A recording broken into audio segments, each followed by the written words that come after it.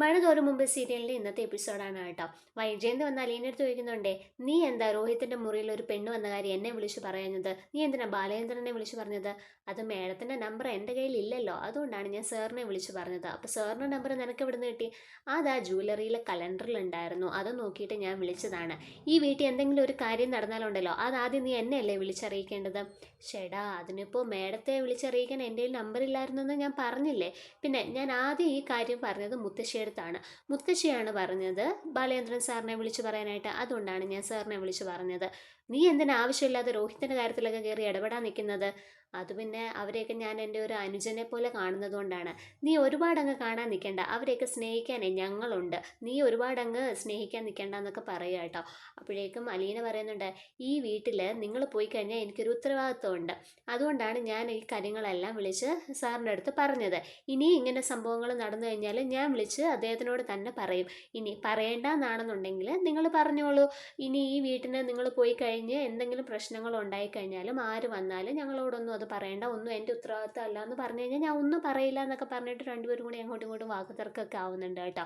എന്നിട്ട് നമ്മുടെ വൈജയന്തി പറയുന്നുണ്ട്, നീ ആരാ? നിന്നെ ഞാൻ ഇവിടുന്ന് പറഞ്ഞു വിട്ടാലുണ്ടല്ലോ പിന്നെ നീ ആരുമല്ല, നിന്നെ നാളെ തന്നെ ഞാൻ ഇവിടുന്ന് പറഞ്ഞു വിടുമെന്നൊക്കെ പറയാം.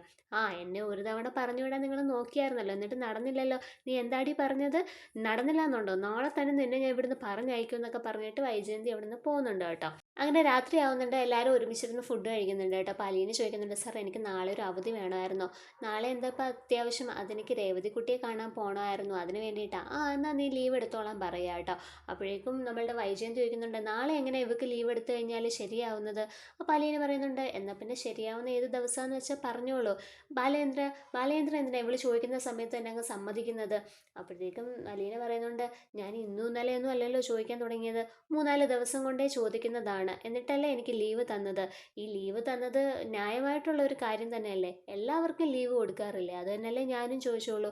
ശരിക്കും ഞാനിത് ചെയ്യുന്നത് ഔദാര്യമാണ്. നീ എന്ത് ഔദാര്യമാണ് ഈ വീട്ടിൽ ചെയ്യുന്നത്?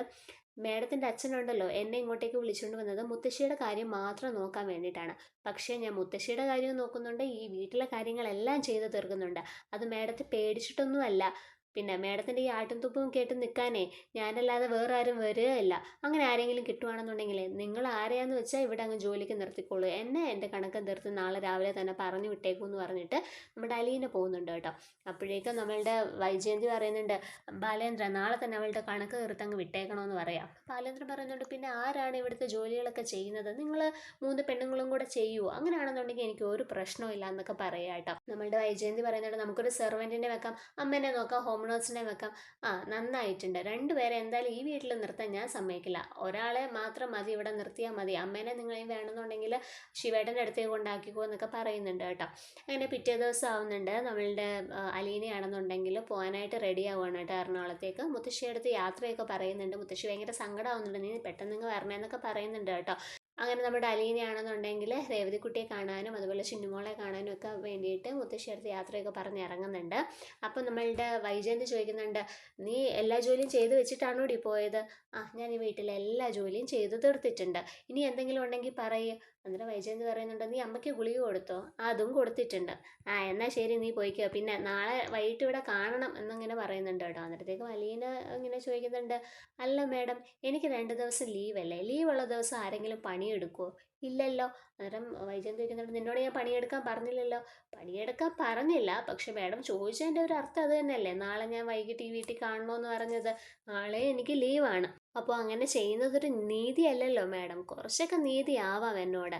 കുറച്ച് നമ്മൾ എല്ലാ കാര്യങ്ങളും ചെയ്തു എന്ന് വെച്ചിട്ടേ ചവിട്ടി തേക്കാനായിട്ട് നിൽക്കരുത് എന്നൊക്കെ പറയുന്നുണ്ട് കേട്ടോ. അങ്ങനെ അലീന അങ്ങ് പോകുന്നുണ്ട്. അപ്പം നമ്മളുടെ വൈജയന്തി ബാലേന്ദ്രൻ്റെ അടുത്ത് ചോദിക്കുന്നുണ്ട്, അവളുടെ അഹങ്കാരം കണ്ടോ? അവൾ എന്താ വിചാരിച്ചിരിക്കുന്നത്? അവൾ എന്തൊക്കെയാണ് പറഞ്ഞിട്ട് പോയത്? അത് നിനക്ക് മനസ്സിലായില്ലേ? ലീവുള്ള ദിവസം നീ പണിയെടുക്കില്ലല്ലോ. അതുപോലെ തന്നെ ആ കാര്യം അവൾ ചോദിച്ചതെന്നൊക്കെ പറയുന്നുണ്ട് കേട്ടോ. അങ്ങനെ വൈജയന്തി ആകെ ദേഷ്യം പിടിച്ച് നിൽക്കുകയാണ്. അപ്പോൾ അതൊക്കെയാണ് ഇന്നത്തെ എപ്പിസോഡിനകത്ത് കാണിക്കുന്നത്.